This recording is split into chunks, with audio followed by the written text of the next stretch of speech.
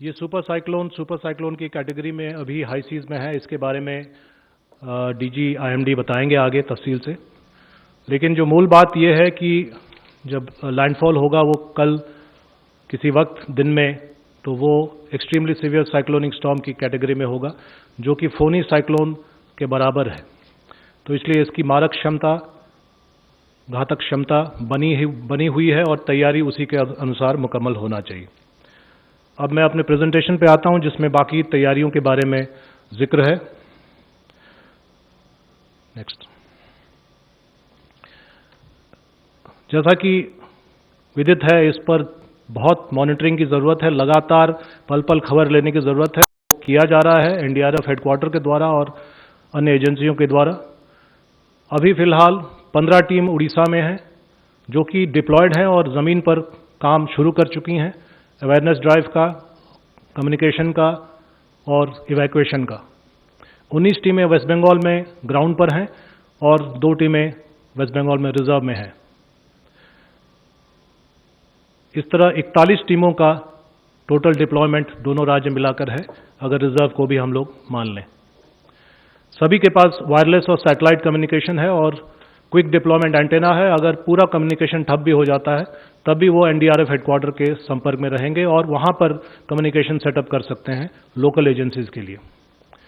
जो experience cyclone Fani का हुआ उससे हम लोगों ने कुछ सीख ली है और पर्याप्त ट्री कटर्स, पोल कटर्स इत्यादि पोस्ट लैंडफॉल रेस्टोरेशन के लिए रखा गया है अगर उसकी ज़रूरत पड़े तो। और जो सबसे अहम बात है जो आपसे मैं शेयर करना चाहूँगा वो ये कि ऐसा पहली बार हुआ है कि एक तरह से 2 डिज़ास्टर्स हम लोग एक साथ फेस कर रहे हैं। पहला डिज़ास्टर ऑनगोइंग है कोविड-19, जो सब आप समझ रहे हैं, और उस माहौल में, उस परिप्रेक्ष्य में ही एक दूसरा डिज़ास्टर हमारे सामने है जो साइक्लोन की शक्ल में है। सो अगर उसको शॉर्ट में कहा जाए, it is cyclone in the time of Covid. So ये डुअल चैलेंज हम लोग फेस कर रहे हैं और उसी के अनुरूप हम लोग कार्रवाई कर रहे हैं। ये एनडीआरएफ की जो टीमें डिप्लॉय हुई हैं उसका नक्शा है जो आपसे शेयर कर लिया जाएगा। ये दोनों राज्यों को मिलाकर नक्शा है जिसमें आप देख सकते हैं 34 टीमें डिप्लॉयड हो चुकी हैं, 41 टीमें डिप्लॉयड हो चुकी हैं, जिसमें से 34 डिप्लॉयड हैं और 7 रिजर्व में हैं। वेस्ट बंगाल में 21 टीमें हैं अगर रिजर्व को माना जाए तो, लाल में रिजर्व है, और 19 टीमें ज़मीन पर ऑलरेडी डिप्लॉयड हैं, अपना काम कर रही हैं। ये लोकेशंस भी यहाँ हैं जो आपसे साझा किया जाएगा, तो आप इसको रख सकते हैं अपने रिकॉर्ड के लिए। 2 टीमें रिजर्व में हैं और 19 टीमें डिप्लॉयड हैं। 6 जिलों में ये डिप्लॉयमेंट हुआ है और 6 जिलों का जो की विवरणी है वो आपके सामने है। इसी तरह उड़ीसा में कुल 20 टीमें, जिसमें से 15 डिप्लॉयड हैं और 5 रिजर्व में हैं। हरे में आप देख सकते हैं जो डिप्लॉयमेंट है और 5 रिजर्व। ये 6 जिले हैं उड़ीसा में, 7 जिले हैं जहां पर डिप्लॉयमेंट हुआ है। स्वाभाविक है कि जिस जिले में ज़्यादा इम्पैक्ट होने की संभावना बताई जा रही है वहां ज़्यादा है, तो इसलिए बालासोर में 4 टीमें हैं, केंद्रापड़ा में 3 टीमें हैं, भद्रक में भी 3 टीमें हैं। ये ज़्यादा अफेक्टेड होने की संभावना है, इसी के अनुसार वहां पर डिप्लॉयमेंट हुआ। सो 15 टीमें डिप्लॉयड और 5 टीमें रिजर्व। एक एडिशनल हम लोगों ने बैकअप रखा है और ये जो 6 बटालियन जिनको चिन्हित किया गया है एनडीआरएफ के बटालियन हैं, 11, 9, 1, 10, 4 और 5। 11 बनारस में है, 9 पटना में है, 1 नंबर गुवाहाटी में है, 10 विजयवाड़ा में है, 4 अरकोनम चेन्नई के पास है और 5 पुणे में है। इन सभी में एयरपोर्ट्स हैं या मिलिट्री के एयरपोर्ट्स हैं और इनको इसलिए चुना गया कि यहाँ से एयरफोर्स हेवी एयरक्राफ्ट C-130 इत्यादि से शॉर्ट नोटिस पर ट्रूप्स को ला सकता है जहाँ पर ज़रूरत हो। तो मैं आपको बता दूं कि 4 टीमें, प्रत्येक बटालियन में 4 टीमें हॉट स्टैंड बाय में रखी गई हैं, जो कल मैंने बताया था, जो शॉर्ट नोटिस पर उनको एयरलिफ्ट किया जा सकता है और यहाँ लाया जा सकता है जहाँ पर साइक्लोन का इम्पैक्ट हो रहा है। 6 × 4 24 टीमें इस तरह से स्टैंड बाय में है, out of the area but stand by, hot stand by में है for any time lifting by the air force. NDRF की एक्टिविटी क्या चल रही है? कोऑर्डिनेशन का काम शुरू से ही हो रहा था, पिछले 7 दिन से हम लोग कर रहे थे। अवेयरनेस लगातार पिछले 3 दिन से अवेयरनेस कैंपेन चल रहा है, वो फोटो में आप लोग देखेंगे, वीडियोस में देखेंगे।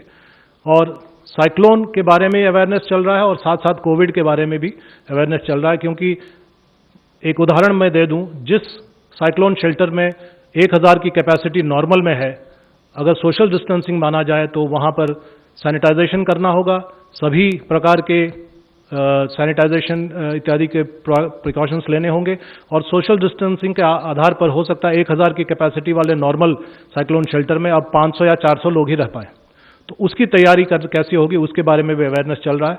और इवैक्यूएशन का काम शुरू हो गया है। इवैक्यूएशन में अभी हम लोग, क्योंकि ये अब सबसे बड़ी प्राथमिकता है इवैक्यूएशन, जान बचानी है लोगों की, तो वो इवैक्यूएशन का काम अभी लगातार बदस्तूर जारी है।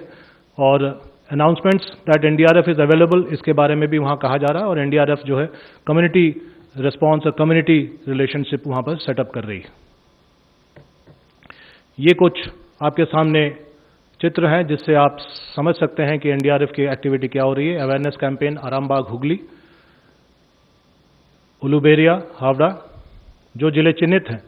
सागर आइलैंड में आप देख सकते हैं अवेयरनेस कैंपेन चलाया जा रहा है। और सागर आइलैंड एक मेजर इम्पैक्ट एरिया होगा इस साइक्लोन से, अगर प्रेडिक्शन के हिसाब से हम लोग चलें तो यहाँ लैंडिंग होने की पूरी संभावना है। ये 24 परगना नॉर्थ, हसनाबाद, यहाँ पर अवेयरनेस कैंपेन चलाया जा रहा है। ये काकद्वीप, जो दूसरा आइलैंड है सागर आइलैंड के साथ साथ काकद्वीप, जो कि हाई इम्पैक्ट जोन माना जाता है। अगर एज पर प्रेडिक्शन और एज पर ट्रैजेक्टरी लैंडिंग हुई तो काकद्वीप भी बुरी तरह से अफेक्ट हो सकता है।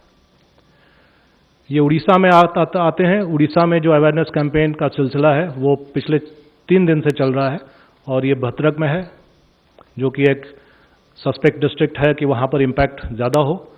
ये जगतसिंहपुर में है, जो भी एक हाई इम्पैक्ट डिस्ट्रिक्ट माना जाता है।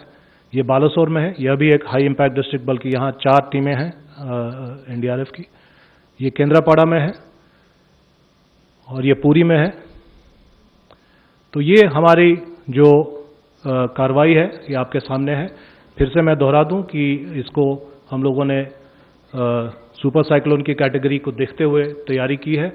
और एक बात मैं कह दूं कि आज ही नेशनल क्राइसिस मैनेजमेंट कमेटी की मीटिंग कैबिनेट सेक्रेटरी महोदय ने की और आज ही, जैसा कि आप लोगों को विदित है, माननीय गृह मंत्री महोदय ने दोनों ही मुख्यमंत्री महोदय और महोदयों से बात किया और तैयारी के बारे में जायजा लिया है, जिसके आधार पर अब ये कहा जा सकता है कि पूरे समन्वय के साथ कार्रवाई हो रही है केंद्र और राज्य सरकारों में।